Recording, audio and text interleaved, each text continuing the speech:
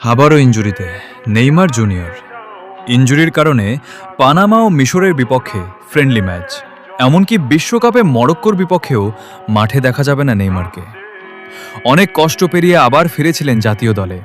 চোখে ছিল নতুন স্বপ্ন, পায়ে ছিল আবার ব্রাজিলকে আনন্দ দেওয়ার ইচ্ছে। কিন্তু ইনজুরি যেন এখনও তাকে শান্তিতে থাকতে দিচ্ছে না। একটা ইনজুরি কাটিয়ে ফিরতেই আরেকটা ইনজুরি আবার তার পথ আটকে দেয়।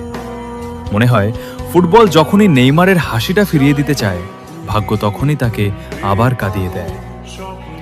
2 থেকে 3 সপ্তাহ মাঠের বাইরে থাকবেন তিনি, আর সেই সময়টুকুতে কোটি ভক্ত শুধু অপেক্ষা করবে কখন আবার জাদুকরটা সবুজ ঘাসের মাঠে ফিরে আসবে।